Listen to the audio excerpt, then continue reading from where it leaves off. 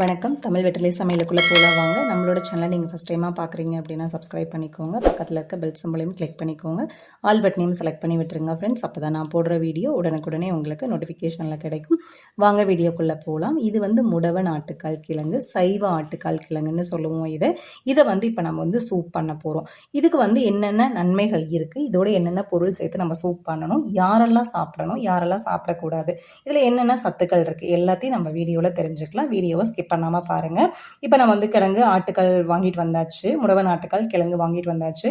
இதை நம்ம தோலெல்லாம் சீவி நல்லா இந்த போல் சுத்தம் பண்ணிக்கணும். உள்ளே நான் உடச்சி காமிச்சேன் இல்லைங்களா, ஒரு இஞ்சி மாதிரி தான் இருக்கும். இஞ்சி உடைச்சா நமக்கு எந்த மாதிரி இருக்குமோ அந்த மாதிரி தான் இருக்கும். இது நல்ல ஆட்டுக்கால் முடியோடு இருந்தால் எப்படி இருக்குமோ அதே போல் தான் இருக்கும். இதை நல்லா சுத்தம் பண்ணிடணும். நல்லா இந்த முடியெல்லாம் எடுத்து விட்டுட்டு நல்லா சுத்தம் பண்ணிவிட்டு நல்லா இந்த போல் சீவினிங்க அப்படின்னா உள்ள கிழங்கு தெரியுது இல்லைங்களா, அந்த மாதிரி நல்லா சீவி சுத்தம் பண்ணிக்கணும். இது மலை ஏரியாக்களில் தான் நல்லா இது விளையும். இது சாதாரணமாக மண்ணில் விளையக்கூடிய தாவரம் இது கிடையாது. நல்ல உயரமான மரங்கள்ல மலைவாழ் தேசத்துல இருக்கு, அதாவது ஏற்காடு, கொல்லிமலை, கேரளா சைடு அந்த மாதிரி இருக்கிற இடங்கள்ல தான் இந்த கிழங்கு விளையும். பாறை இடுக்குல மரத்துக்கு மேல இது ஒட்டுண்ணி தாவரமாக தான் இது வளரும். நமக்கு இதுல நிறைய நன்மைகள் இருக்கு. 4000த்துக்கு மேற்பட்ட நோய்களை இந்த முடவன் ஆட்டுக்கால் கிழங்கு சரி செய்யுதுன்னு சொல்றாங்க. இது நம்ம தோல் சேவையில கொஞ்சம் பார்த்து செய்வுங்க. ரொம்ப கெட்டியா இருக்கும். இந்த குச்சியெல்லாம் உள்ள திணிச்சு விட்டா எந்த மாதிரி இருக்கும், அந்த அளவு டைட்டா இருக்கும் இல்லைங்களா, அந்த அளவு இருக்கும். நல்லா பார்த்து பொறுமையா செய்யுங்க. இந்த போல எல்லாமே நம்ம தோல் எடுத்துட்டு நல்லா சுத்தம் பண்ணிக்கலாம். எடுக்கையில எனக்கே ரொம்ப கஷ்டமாக தான் இருந்தது. நான் ரொம்ப ஸ்லோவாக பொறுமையாக தான் எல்லாம் கிழங்கு அந்த குச்சி மாதிரி இருக்கிறது, அந்த எக்ஸ்ட்ரா இருக்கிறதெல்லாம் பிச்சு விட்டுட்டு அதுக்கப்புறம் தான் நான் தோல் சீவி எடுத்தேன். இந்த கிழங்கு சாப்பிட்டோம் அப்படின்னா இதில் கால்சியம் இருக்குது, இரும்பு சத்து இருக்குது. இதே போல் இதில் நமக்கு தேவையான சிலிக்கான்கிற கனிம சத்துக்கள் இதில் நிறையா இருக்குது. இது நம்ம சாப்பிட்டுட்டு வந்தோம் அப்படின்னா காய்ச்சல் அடிக்கடி வர்றவங்க, நீண்ட நாள் காய்ச்சலில் இருக்கிறவங்க இந்த கிழங்கோட சூப் வச்சு நீங்கள் குடிச்சிங்க அப்படின்னா உங்கள் உடம்பு சீக்கிரமாகவே ரெக்கவர் ஆயிரும். அதே போல் எலும்பு சம்பந்தமாக இருக்கிற பிரச்சனைகள் எல்லாமே சரியாயிரும். இதை நம்ம சைவ ஆட்டுக்கால் கிழங்குன்னு சொல்லலாம். ஏன் அப்படின்னா ஆட்டுக்கால் நிஜமாக நம்ம பார்க்க எப்படி இருக்கோ அதே போல தான் இதுவும் இருக்கும். அந்த ஒரு மாதிரி முடியோட ஒரு மாதிரி தான் இருக்குது இல்லைங்களா, அதனால இது சைவ ஆட்டுக்கால் கிழங்குன்னு சொல்கிறோம்.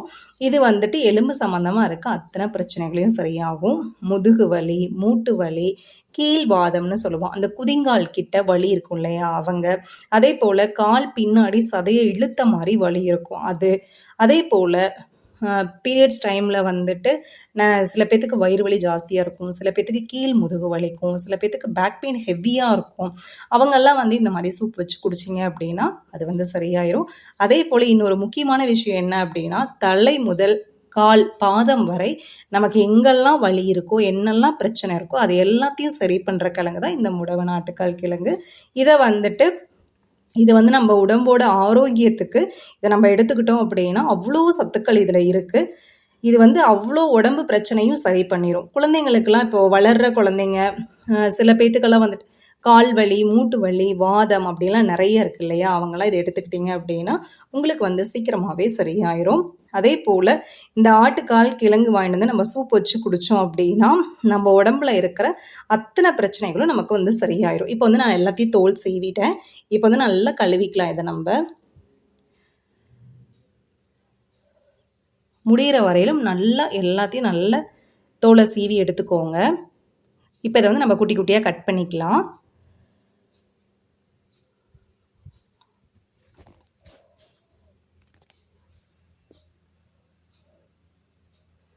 இதை நம்ம குட்டி குட்டியாக கட் பண்ணிவிட்டு நம்ம மிக்ஸி ஜாரில் சேர்த்துக்கலாம். இதை மூட்டு வலி, முடக்குவாத பிரச்சனை, அப்புறம் குழந்தைகளுக்கு அந்த வாத கோளாறுலாம் சொல்லுவாங்க, அது எல்லாம் இருக்கிறவங்க இதை சாப்பிட்டீங்க அப்படின்னா உங்கள் உடம்பு சீக்கிரமாக சரியாயிரும். காய்ச்சல் தீராமல் இருக்குது, அடிக்கடி காய்ச்சல் வருது அப்படிங்கிறவங்க இந்த சாறு வச்சு நீங்கள் குடிச்சிங்க அப்படின்னா உங்களுக்கு அது சரியாயிரும். அதே போல் இதில் நிறைய பெனிஃபிட்ஸ் இருக்குது. இது கட் பண்ணையில் கொஞ்சம் அந்த கரும்பு கட் பண்ணால் ஒரு மாதிரி ரஃப்பாக இருக்கும் இல்லைங்களா, அந்த மாதிரி தான் இருக்கும். பார்த்து கையில் கத்திக்கிது பட்டுற போது பார்த்து கவனமாக கட் பண்ணுங்கள். இதை நம்ம இந்த போல் கொஞ்சம் குட்டி குட்டியாக கட் பண்ணிக்கலாம். இதை வந்துட்டு யாரெல்லாம் சாப்பிடக்கூடாதுன்னு நான் சொல்கிறேன்னு சொன்னேன் இல்லைங்களா, இதை கட் பண்ணியாச்சு. கட் பண்ணதை நம்ம ஃபஸ்ட்டு மிக்ஸி ஜாரில் சேர்த்துப்போம். கட் பண்ண கிழங்கு ஃபஸ்ட்டு மிக்ஸி ஜாரில் சேர்த்தாச்சு. சேர்த்ததுக்கப்புறமா காரத்துக்கு தகுந்த மாதிரி நான் ஒரு பச்சை மிளகாய் சேர்த்துருக்கேன். ஒரு சின்ன துண்டளவு இஞ்சி, ஒரு 6-7 பல்லு பூண்டு, ஒரு பிடி அளவுக்கு சின்ன வெங்காயம் சேர்த்துக்கோங்க. சின்ன சைஸில் ஒரு தக்காளி சேர்த்துக்கோங்க. ஒரு ஸ்பூன் மிளகு, 1/4 ஸ்பூன் ஜீரகம் சேர்த்துக்கோங்க. 1/2 ஸ்பூன் அளவுக்கு சோம்பு சேர்த்துக்கோங்க. ஒரு பிடி அளவுக்கு ஃப்ரெஷ்ஷான கருவேப்பிலை சேர்த்துக்கோங்க.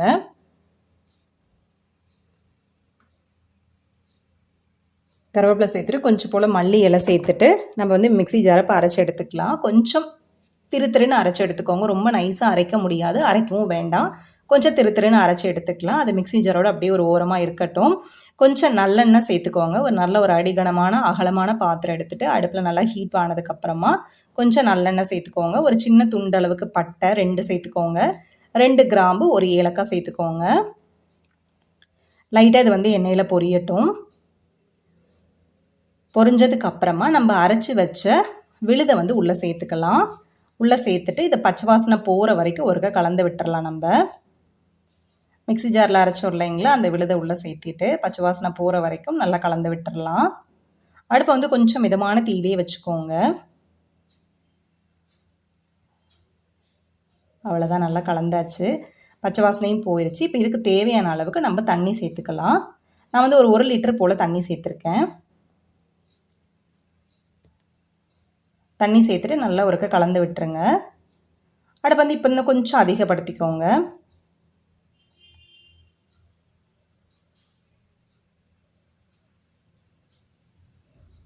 இதுக்கு தேவையான அளவு உப்பு சேர்த்துக்கலாம். தேவையான அளவுனா சேர்த்துக்கோங்க. அப்புறம் பத்தலைன்னா கூட நம்ம அதுக்கப்புறம் கொஞ்சம் சேர்த்துக்கலாம். ஒரு 1/4 டீஸ்பூன் அளவுக்கு மஞ்சள் பொடி சேர்த்துக்கோங்க. சேர்த்துட்டு இப்போ இதை வந்து நல்லா மிக்ஸ் பண்ணி விட்டுறலாம்.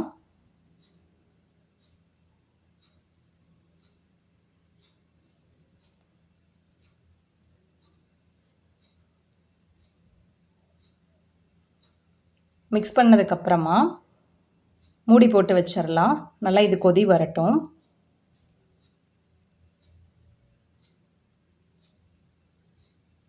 நல்லா கொதிக்க ஆரம்பிக்குது.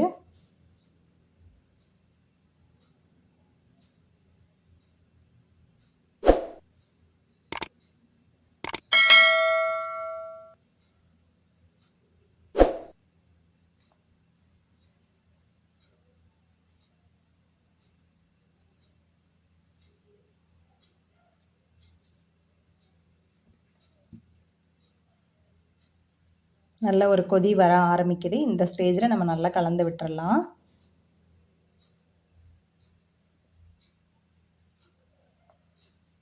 நல்லா கலந்து விட்டுட்டு நல்லா சுற்றி வர கலந்து விட்டுருங்க. அடுப்பு வந்து ரொம்ப அதிகப்படுத்திட வேண்டாம். கொஞ்சம் மிதமான தீயிலேயே வச்சு நம்ம கொதிக்க வைக்கலாம்.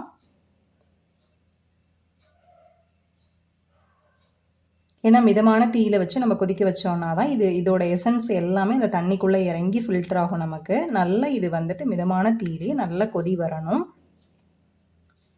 கொதி வந்தது அப்படிதான் இதோட சத்துக்கள் எல்லாமே அந்த தண்ணியில் இறங்கும். இதை வந்துட்டு நல்லா ஒரு 1 மணி நேரம், 3/4 மணி நேரத்துலேருந்து ஒரு 1 மணி நேரம் போல் நல்லா கொதிக்க வச்சுருங்க. கொதிக்க வச்சுட்டு அடுப்பை ஆஃப் பண்ணிவிட்டு அப்படியே மூடி போட்டு வச்சுருங்க.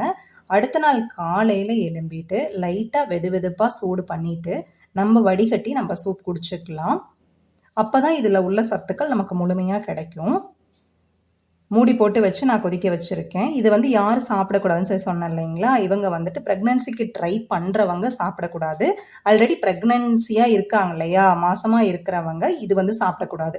அப்படியே உங்களுக்கு ஏதாவது இது சாப்பிட்டா தான் என்னோட ப்ராப்ளம் வந்து எனக்கு க்யூர் ஆகும் அப்படின்னு நீங்கள் நினைக்கிறவங்க உங்கள் டாக்டரோட அட்வைஸ் படி இதை எடுத்துக்கலாமா வேண்டாமான்னு கேட்டுட்டு நீங்கள் சாப்பிடுங்க. ஓகேங்களா. இதுக்கு வந்து ஒரு 3/4 டீஸ்பூன் அளவுக்கு வந்துட்டு நான் வந்து மல்லித்தூள் சேர்த்துருக்கேன். மல்லித்தூள் சேர்த்துட்டு நல்லா மிக்ஸ் பண்ணிடுங்க. இப்ப நம்ம உடம்புல வந்துட்டு சர்க்கரையோட லெவல் அதிகமாச்சு அப்படின்னா, குளுக்கோஸோட லெவல் அதிகமாச்சு அப்படின்னா, நமக்கு சர்க்கரை இருக்குன்னு சொல்லி சொல்றோம். சுகர் இருக்கு அப்படிங்கிறோம். அதேபோல நம்மளோட உடம்புல கொழுப்பு அதிகமாச்சு அப்படின்னா, கொலஸ்ட்ரால் இருக்கு அப்படின்னு சொல்லி சொல்றோம். அதே போல தான் அவ்ளோ நோய்களையும் இது வந்து கட்டுக்குள்ள வச்சுக்கும். நமக்கு சுகர் இருக்கா, கொலஸ்ட்ரால் இருக்கா எல்லாத்தையும் இது வந்து கிளியர் பண்ணிரும். அத நான் ஃபர்ஸ்ட்டே சொன்னது போல 4000 வகையான நோய்கள வந்து நமக்கு தீர்க்கறதுக்கு அவ்வளோ ஒரு அருமருந்தா இது இருக்கு. இத வந்து நமக்கு கிடைச்சது, நம்ம எங்கேயாவது வழியில பார்த்தோம், இல்ல உங்களுக்கு வந்து தெரிஞ்சவங்க மூலியமா இது கிடைக்குது அப்படின்னா, கண்டிப்பா இந்த கிழங்க தவற விட்டுறாதீங்க. கண்டிப்பா இத நீங்க வாங்கி சூப் வச்சோ, இல்ல காய வச்சு ஒரு பொடி பண்ணி அந்த மாரி நீங்க சாப்பிட்டீங்க அப்படின்னா, உங்க உடம்புக்கு இது ரொம்பவே நல்லது. வாத பிரச்சனையில இருக்கிறவங்க, அதேபோல கை, கால், மூட்டு வலி ஏதாவது பிரச்சனை இருக்கு, எலும்பு வந்து அ வீக்னஸ் ஆகுது, அவங்க எல்லாமே வந்துட்டு இத வாரத்துக்கு 2லேருந்து 3 முறை தவறாம இத நீங்க எடுத்துக்கோங்க. உங்க உடம்புக்கு இது அவ்ளோ நன்மைகள் தரும். இப்ப நம்ம வந்து லைட்டா மேலால மல்லித்தூள் போட்டுட்டு, மல்லித்தூள் போட்டு நம்ம கொதிக்க வச்சோம். அதுக்கப்புறமா அடுப்ப ஆஃப் பண்ணிட்டு, நான் அப்படியே மூடி வச்சுட்டேன். திருப்பி அடுத்த நாள் காலையில லைட்டா சூடு பண்ணிட்டு, அதுக்கப்புறம் நான் வந்து மேலால மல்லி தழைய தூவிட்டு, நான் வந்து சர்வ் பண்ணிட்டேன். சர்விங் பவுல்ல. இத வந்து நம்ம அப்படியே குடிக்கிறதுனாலும் குடிக்கலாம். இல்ல அப்படின்னா, நம்ம இத வந்து வடிகட்டியும் குடிக்கலாம். ஏன்னா, இது நம்ம வாயில குடிக்கையில, நமக்கு வந்து ஒரு மாரி சக்க மாரி நம்ம வாயில டிஸ்டர்ப் ஆகும். கரும்பு சாப்பிட்டா அந்த சக்க வரும் இல்லைங்களா? அந்த மாரி தான் இருக்கும். அதனால நான் அத வந்து ஒரு மாரி சல்லட வச்சு வடிகட்டி உங்களுக்கு காமிச்சிருக்கேன் பாருங்க. இது ஒரு பவுல்ல வந்து சல்லட வச்சு நல்லா இந்த போல வடிகட்டி, சூப்பு தண்ணிய மட்டும் தனியா எடுத்துக்கலாம்.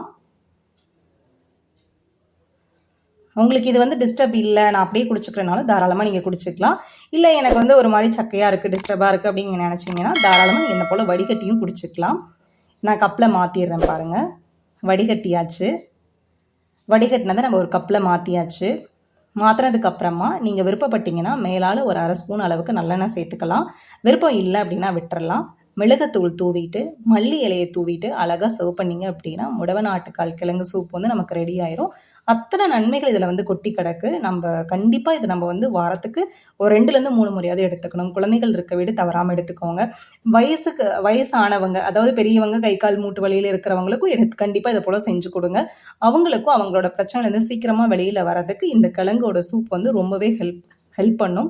கண்டிப்பா இவ்ளோ நன்மைகள் இருக்கு இந்த சூப்ப. தவறாம எல்லாரும் ட்ரை பண்ணுங்க. எப்படி இருக்குன்னு சொல்லிட்டு கமெண்ட் பண்ணுங்க. நம்மளோட சேனல சப்ஸ்கிரைப் பண்ணிக்கோங்க. Thank you.